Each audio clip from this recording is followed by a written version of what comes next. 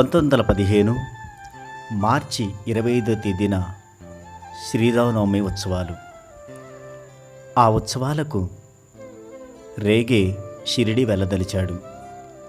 బాబాకు సమర్పించదగిన కానుకేదైనా కొనాలని ఇండోర్లో బట్టల బజారుకి వెళ్ళాడు. అక్కడ ఒక జరీ పట్టు శాలువ కొన్నాడు సాయికి సమర్పించాలని.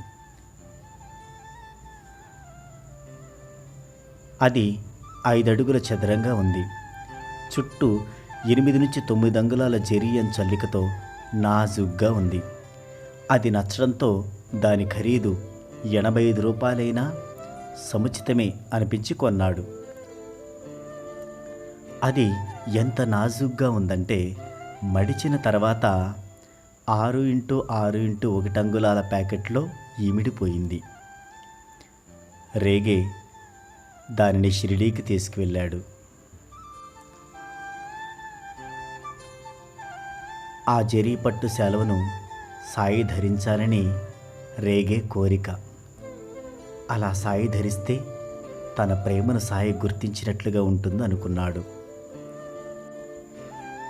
ఆ ప్యాకెట్ని చొక్కా లోపల దాచుకొని ద్వారకామాయికి వెళ్ళాడు.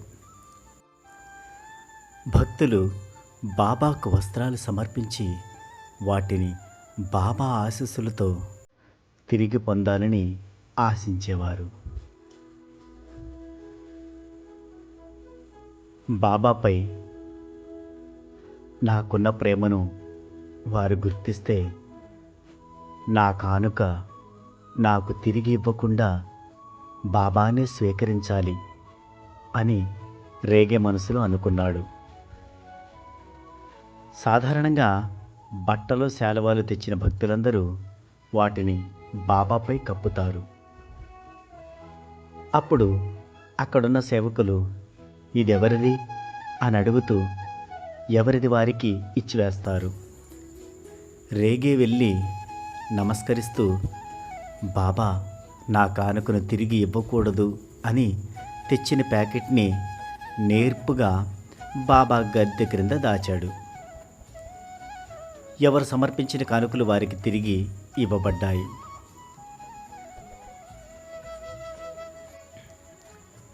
కానీ రేగే గద్దె కింద దాచిన ప్యాకెట్ను ఎవరూ గమనించలేదు. అప్పుడు బాబా లేచి నిలబడి పరుపును దులపండి అని ఆజ్ఞాపించారు.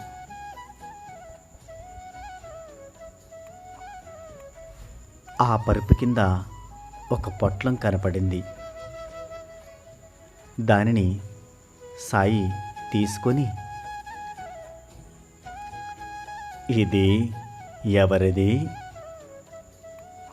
దీనిని ఎవ్వరికీ ఇవ్వను, ఇది నాది అని భుజాలపై కప్పుకున్నారు ఆ శాలువను బాబా.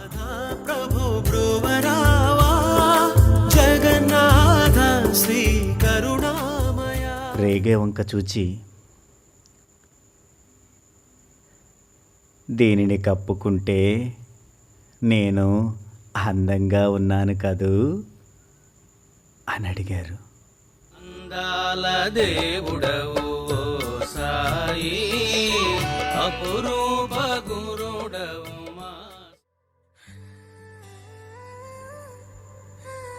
బాబా తన కానుకను స్వీకరించడంతో రేగేకు అమిత ఆనందం కలిగింది. తన అంతరంగంలో బాబా కొలువై ఉన్నారని, తాను బాబా నుండి వేరు కాదని రేగేకి అర్థమైంది. సాయిరా